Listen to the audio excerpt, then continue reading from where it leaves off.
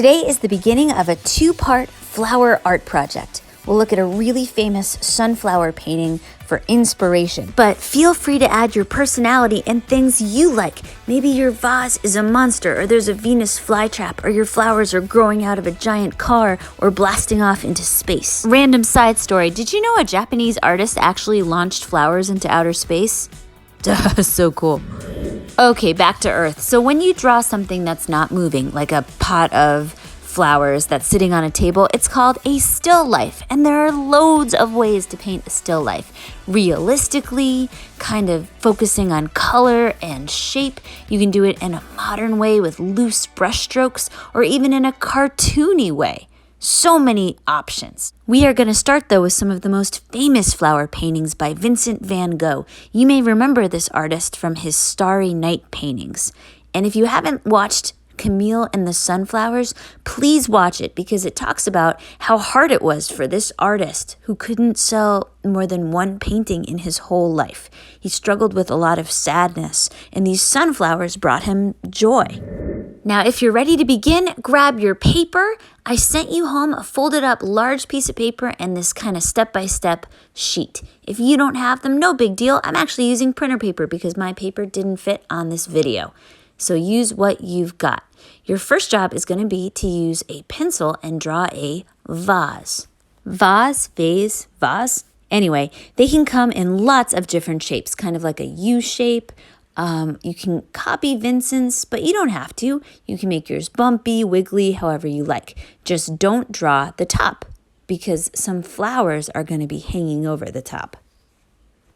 Next, we'll draw the center of our flowers. Draw at least 5. You can do loads more than that. Some of his flowers are facing forward, so you just make some ovals or circles. Some of them are facing down, and then you make more squished ovals. I'll show you how to make them look more realistic in a bit. So round ovals, squished ovals, and nature is very asymmetrical, right? When things are not exactly the same on both sides, they actually look more realistic. So I'm having one that's like hanging really low down. Now, it turns out there are tons of different kinds of sunflowers. There are the ones you expect that have big round centers and little petals. We'll start with those. So around one of your circles, just draw some small pointy petals. I draw kind of like letter C's and then come back. If they're not all the same size, that's good. That's going to feel more realistic, actually. There's another kind of sunflower called a teddy bear sunflower. It's just really fuzzy.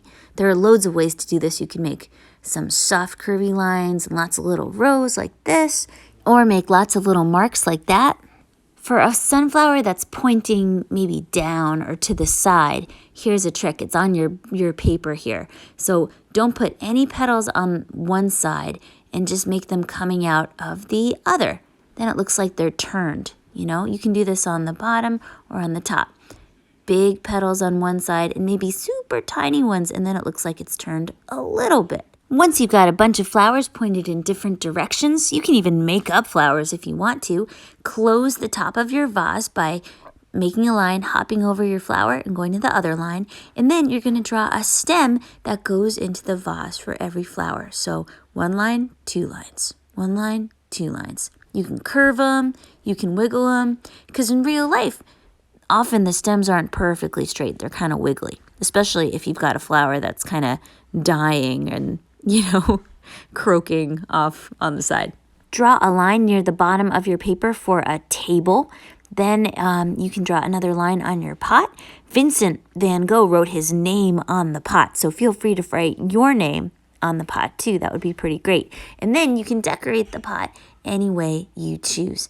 Next art class, we are going to add color and more patterns. You did awesome today.